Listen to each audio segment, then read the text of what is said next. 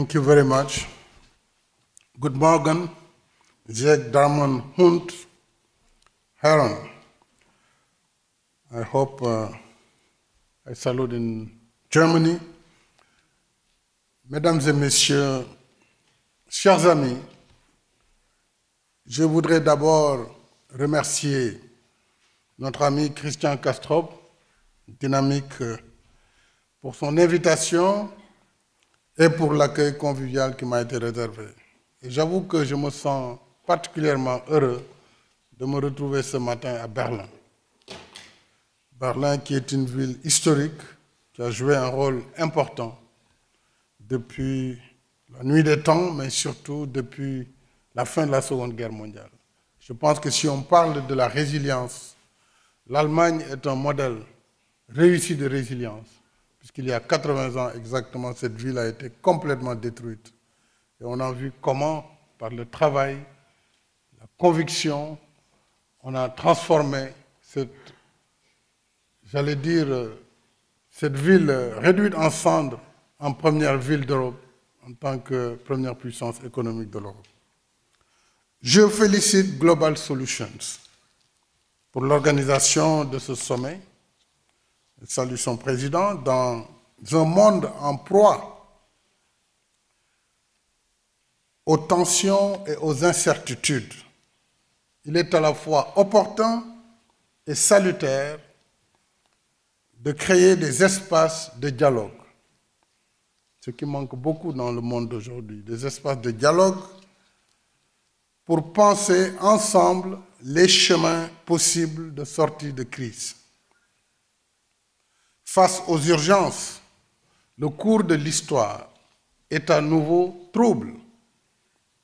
Le système multilatéral qui est né des décombres de la Seconde Guerre mondiale pour promouvoir la paix, le progrès partagé et la solidarité entre les nations, ce système, disais-je, montre aujourd'hui ses limites.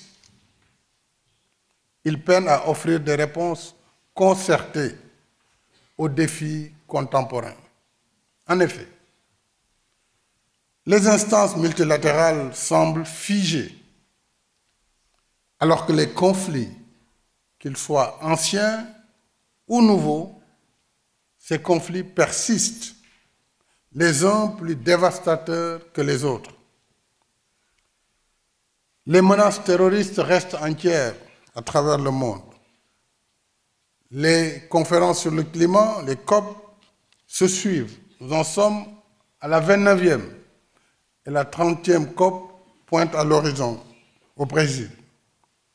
Malgré tout, le réchauffement climatique s'aggrave et le monde vit une guerre commerciale majeure alors qu'il peinait déjà à se relever de la crise économique post-Covid-19.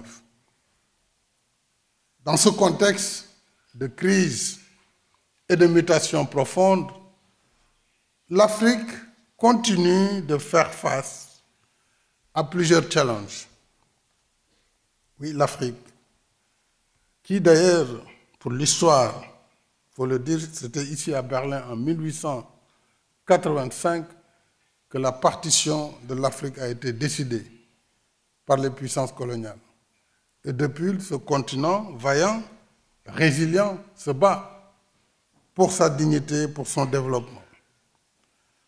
Je me limiterai à 4 défis en ce qui concerne le continent africain. Ce sont des défis majeurs, mais il y a d'autres problèmes.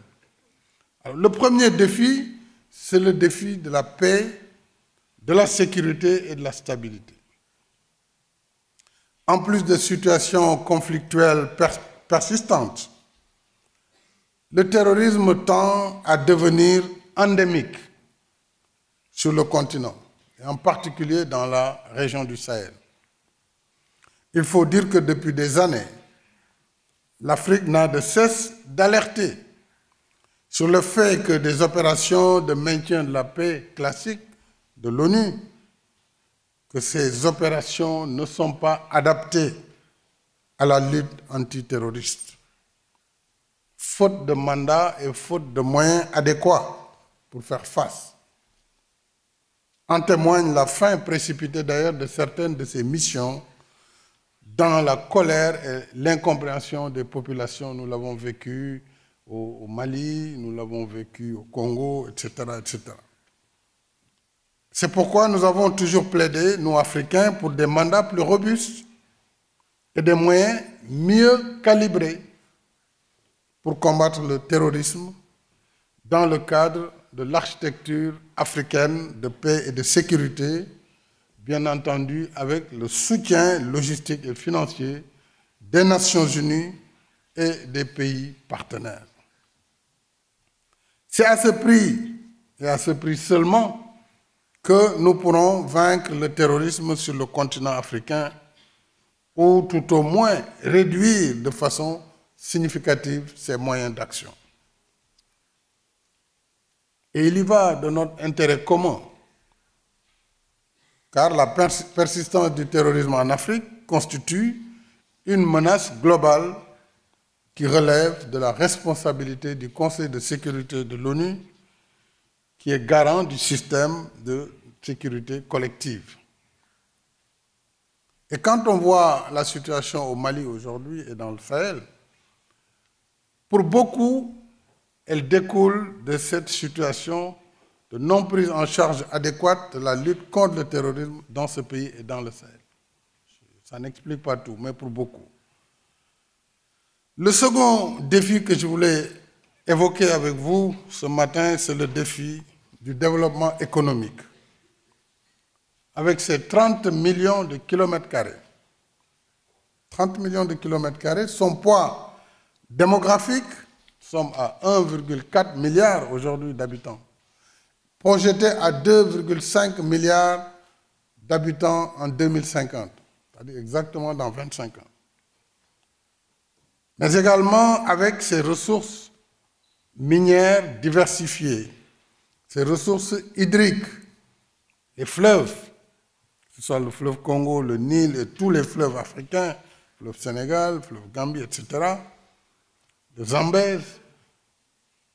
Ces ressources énergétiques, pétrole, gaz, charbon, ces minéraux critiques et minéraux rares, ces terres arables qui font plus de 60 à 65% des terres arables du monde, aujourd'hui non exploitées.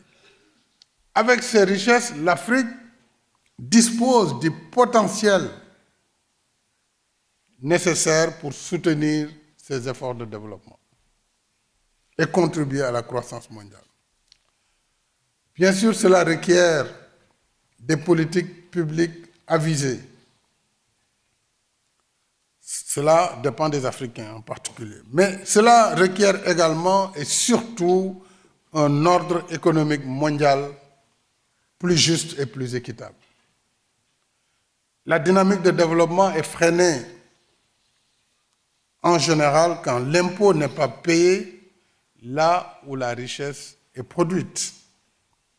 Vous venez dans un espace, vous extrayez les ressources du sous-sol, vous transférez ces ressources, vous les transformez ailleurs, vous créez ailleurs la richesse, la valeur ajoutée, les emplois. Et vous laissez quoi là où viennent ces ressources? Des trous béants et de la pauvreté. Et c'est ça aussi qui peut avoir un lien avec la migration à terme. La réforme de la fiscalité internationale est un autre problème qui nous préoccupe. Nous l'avons dit, la dynamique, elle est freinée donc de développement par l'impôt qui n'est pas payé là où la richesse est créée, ou alors à cause des congés fiscaux qu'on appelle holiday tax, qui sont des congés fiscaux abusifs et qui ont été conçus et mis dans les législations dans tous ces pays qui encadrent l'exploitation des ressources minières et pétrolières en général. L'autre problème que nous avons en Afrique, c'est la question de la notation des agences d'évaluation, les Credit Rating Agencies. Ces critères de notation, avec les méthodologies qui sont d'ailleurs de plus en plus contestées,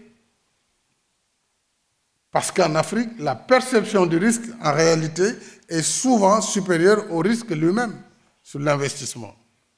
Je le dis souvent, les pays africains, malgré toute cette situation, remboursent leurs dettes. Malgré le fait que les taux sont usuriers, ils sont extrêmement élevés, les durées de remboursement faibles, mais malgré tout, ils payent. Donc pourquoi il y a un risque?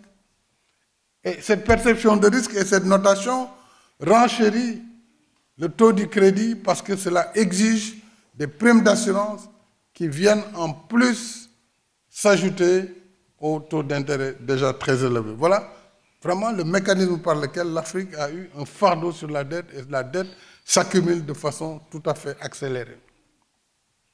Mon point de vue est qu'il est temps de refonder la coopération internationale sur les paradigmes réinventés, à savoir la réforme de la fiscalité internationale. Le G20 a fait des efforts, mais bon, depuis que cela a été dit, finalement, il n'y a pas eu de progrès. On avait dit qu'on allait imposer une fiscalité mondiale au moins de 15% sur toutes les activités, et quels que soient les pays, que ce soit pour les géants du numérique ou pour les compagnies pétrolières ou gazières, etc. Si nous, Afrique, on avait ces 15% d'impôts par rapport à tout ce qui est exploité, déjà, ce montant dépasserait très largement l'aide publique au développement. Donc, on n'a pas besoin, en réalité, d'être aidé. On a juste besoin d'un système équitable qui nous permette de participer au commerce mondial et de participer au développement du monde. Le deuxième critère qui me paraît être essentiel dans ce paradigme à réinventer, c'est la question de l'assouplissement des règles de l'OCDE. Je l'ai plaidé plusieurs fois quand j'étais en fonction. J'ai été reçu à l'OCDE. Je salue le travail qui a été fait par le Centre de développement de l'OCDE. Mais les règles sont assez rigides sur le crédit export. Quand vous parlez aux uns et aux autres, ils vous disent non, ce n'est pas notre structure, etc., etc. Mais nous, nous disons quoi? Si les pays arrivaient à obtenir des durées de crédit plus longues, je prends l'exemple du Sénégal où nous avions eu le financement d'une centrale hydroélectrique, donc de l'énergie renouvelable, propre. Mais nous n'avions pas pu trouver un financement supérieur à 10 ans, avec 2 ans de grâce, pour une centrale hydroélectrique qui a une durée de vie de 100 ans. Voilà les problèmes concrets. Comment faire pour que les crédits export soient bonifiés par des crédits concessionnels de façon à avoir peut-être une ligne de crédit sur 20 ans, 25 ans pour une infrastructure qui va durer 100 ans. Et souvent, le débat avec la Chine, c'est un débat qu'il faut poser. Souvent, on dit, oui, les Chinois en Afrique. Mais eux, ils viennent avec des schémas de financement sur 25 ans. C'est tout ce que les Africains demandent aux Européens, aux Américains et aux autres. Travaillons ensemble pour trouver des facilités, comme ce fut le cas pour l'Europe après la guerre, avoir des financements sur 50 ans pour bâtir l'infrastructure de développement européen, les chemins de fer, les ponts, les centrales nucléaires, etc. Voilà la question qui se pose pour l'Afrique. Ce n'est pas une question d'aide ni de quoi que ce soit, sinon c'est une question d'équité et donc de réforme de l'architecture financière internationale. À mon sens, l'Afrique d'aujourd'hui, comme je l'ai dit, a besoin plus de règles justes et de partenariats équitables que d'une aide publique au développement, de toute façon aux ressources limitées aujourd'hui et aux mécanismes peu efficaces. À titre d'exemple, rien que pour les infrastructures, la Banque africaine de développement, je salue la participation de l'Allemagne dans le Fonds africain de développement. L'Allemagne est un partenaire de la BAD, je salue cela, et je souhaite que tous les autres partenaires puissent continuer à soutenir cette banque de développement qui a au moins une notation AAA, c'est plutôt rare en Afrique, et qui fait un travail remarquable en matière de financement du développement. Et donc, la BAD nous dit, rien que sur l'infrastructure, les besoins annuels se situent entre 130 et 170 milliards de dollars pour l'Afrique. Donc vous voyez bien que ce n'est pas avec l'aide qu'on va développer ce vaste territoire avec une population jeune, dynamique et très nombreuse. Certes, il faut aussi reconnaître à leur juste valeur les efforts et les acquis qui ont été réalisés dans le cadre des partenariats traditionnels. Moi, je ne récuse pas ce qui a été fait et qui est positif. Je le salue et je dis simplement qu'il nous faut aller au-delà. Du travail a été fait par le partenariat entre l'Europe, l'Afrique, sur le plan international.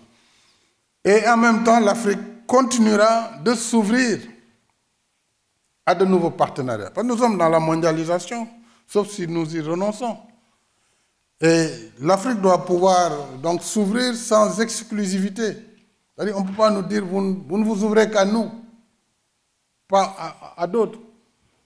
Donc, nous ne pouvons pas non plus faire de l'exclusion. Nous devons, et nous sommes assez majeurs pour voir ce qui nous arrange, ce qui est de notre intérêt ou pas. Nous sommes en mesure de l'apprécier. Et donc, je crois qu'il faut vraiment réinventer le multilatéralisme inclusif pour l'intérêt de tout le monde. Et c'est par rapport à tout cela que nous avons mis en place, que l'Union africaine a mis en place la zone de libre-échange continentale, un des marchés communs les plus importants au monde, qu'on appelle la ZLECAf, et qui va contribuer à instaurer une nouvelle doctrine de coopération qui sera fondée sur une éthique de valeurs partagées, mais également de solutions concertées et d'intérêts mutuellement bénéfiques, mais sans conditionnalité idéologique ou socio-culturelle. Là aussi, c'est l'autre combat de l'Afrique. Il faut toujours nous imposer une idéologie ou une manière d'être ou de se comporter. Ça aussi, c'est un problème. Nous sommes africains. Il faut que les gens nous acceptent tels que nous sommes. Nous ne sommes pas des Européens, nous ne sommes pas des Américains, nous ne sommes pas des Chinois. Nous sommes des Africains. Donc on nous accepte en tant qu'Africains. Et qu'on ne mette pas des critères politiques ou culturels sur les questions économiques de développement. Suivant le troisième défi, très rapidement, va être le défi de la transition énergétique, un sujet important pour l'Allemagne. Transition énergétique dans le contexte du réchauffement climatique. Suivant le principe bien connu de la responsabilité commune mais différenciée, l'Afrique est pleinement engagée dans la lutte contre le réchauffement climatique. Partout sur le continent, des projets sobres en carbone et résilients au réchauffement climatique voient le jour, par les gouvernements, par le secteur privé. Mais le continent qui pollue le moins ne peut être contraint de choisir entre le développement et la protection de l'environnement, ce qu'on veut nous imposer. Ou alors continuer à s'endetter pour financer seuls les coûts de l'adaptation au changement climatique. Ça, c'est une équation majeure. Est-ce que l'Afrique doit porter seule le fardeau du financement de l'adaptation au changement climatique? Ou alors elle doit renoncer à son développement tout simplement parce qu'il fait bon de parler changement climatique, il faut bannir tout ce qui est énergie fossile, etc., pour un continent qui ne participe qu'à moins de 4% des émissions de gaz à effet de serre. Il est donc urgent de mobiliser les ressources financières nécessaires à l'action climatique, notamment dans le cadre de partenariats pour une transition énergétique juste. En outre, pour l'équité et la justice, il faut éviter des décisions unilatérales, comme celles qui ont été prises lors de la COP26 de Glasgow, interdisant le financement à l'étranger de sources fossiles. Je cite cette décision des pays industrialisés. Interdiction de financer à l'étranger, donc en dehors des pays signataires, des projets d'énergie fossile, même pour des énergies peu polluantes comme le gaz. Paradoxalement, ces pays importent le gaz produit par ces mêmes pays en faisant du gaz LNG et donc pour leur économie. Et paradoxalement, au même moment, ces pays industrialisés utilisent des sources plus polluantes comme le charbon. Voilà la question vraiment de la justice climatique qui se pose pour nous. Je rappelle que l'Union africaine, la Banque africaine de développement, ainsi que le Centre mondial pour l'adaptation au changement climatique, a lancé en 2021 ce qu'on a appelé le programme d'accélération de l'adaptation en Afrique, AAAP. Cette ambitieuse initiative vise plutôt à mobiliser quelques 25 milliards de dollars de projets pour renforcer la résilience climatique du continent africain dans des domaines clés comme l'agriculture, les infrastructures, mais également la finance, l'entrepreneuriat et la gouvernance. Je voudrais, en ma qualité de président du conseil de surveillance de ce Centre mondial pour l'adaptation, lancer depuis Berlin un appel aux partenaires bilatéraux et multilatéraux pour soutenir la phase 2 de cette initiative AAAP, donc sur la période 2026-2030. Parce que si l'Afrique ne fait pas de l'adaptation au changement climatique, l'Afrique va suivre le même schéma. C'est-à-dire qu'elle va aller vers des énergies très polluantes et elle a un besoin aujourd'hui d'énergie pour son développement, pour sa transition. Et donc, nous allons tous accélérer la destruction de notre planète. Donc, travaillons à développer des programmes d'adaptation pour l'Afrique et les pays en développement de façon générale, mais travaillons également sur l'autre main à atténuer les consommations d'énergie dans les pays industrialisés. Ces deux doivent aller de pair si nous voulons vraiment une action efficace pour le climat. Quatrième et dernier point, dernier défi que je voulais évoquer et terminer sur ce point,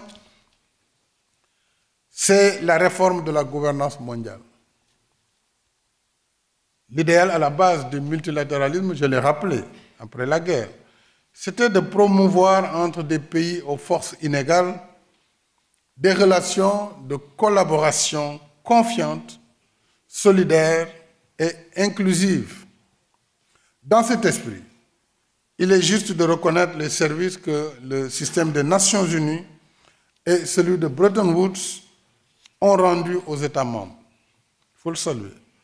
Mais 80 ans après sa création, le multilatéralisme de l'après-Seconde Guerre mondiale est en passe de devenir obsolète, car il ne répond pas aux réalités et aux besoins de notre temps, aujourd'hui. Pour plus de 3/4 des pays membres, il y a une source d'inégalité qui alimente des frustrations légitimes et la contestation même du système actuel.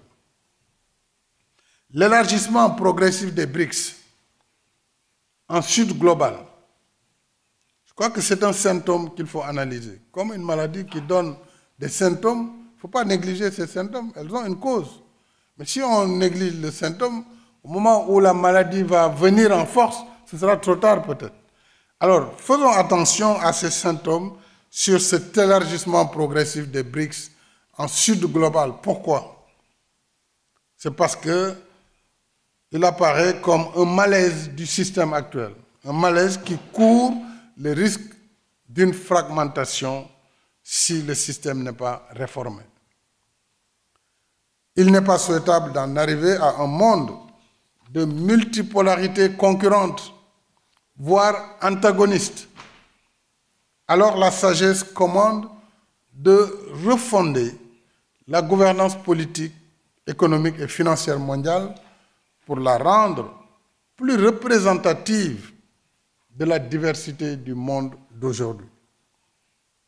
Le G20 a montré la voie et je salue ce que le G20 a fait en 2022-2023. J'étais le président de l'Union africaine et vraiment la mission de l'Union africaine était de faire en sorte que l'Union africaine soit admise comme membre permanent du G20. Et nous avons obtenu sur une année, disons, ce résultat qui est remarquable. Donc maintenant, l'Union africaine est membre du G20.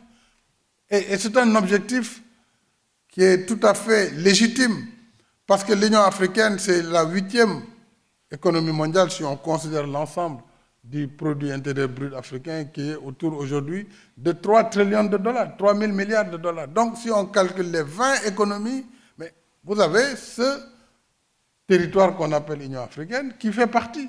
Si vous prenez la population, on est 1,4 milliard, donc il n'y a pas de raison qu'on ne soit pas membre. Il est heureux que les pays du G20 l'aient accepté et aient admis depuis 2023 l'Union africaine comme membre du G20. On peut l'appeler G20 ou G21, peu importe, l'essentiel, on a notre siège permanent dans cet organisme important. Et donc ça, il faut le saluer et je félicite tous les pays membres du G20 qui ont aidé l'Afrique dans l'admission à ce siège. Nous avons aussi obtenu une troisième chaise au conseil d'administration du Fonds monétaire international pour ce qui concerne l'Afrique subsaharienne. Tout cela va dans le bon sens et c'est ce que nous plaidons comme vraiment réforme du système multilatéral. Il est important que d'autres instances, comme le Conseil de sécurité des Nations Unies et comme la Banque mondiale, qu'ils viennent également suivre ces exemples du G20 et du Fonds monétaire afin d'aider à l'avènement d'un monde vraiment inclusif, d'un monde où nous aurons un multilatéralisme plus inclusif, plus légitime et plus efficace. J'en ai terminé. Je voudrais vous remercier pour, en tout cas, cette opportunité et je vous félicite pour l'occasion que vous me donnez de vous adresser nos messages de l'Afrique depuis Berlin ce matin. Je vous remercie.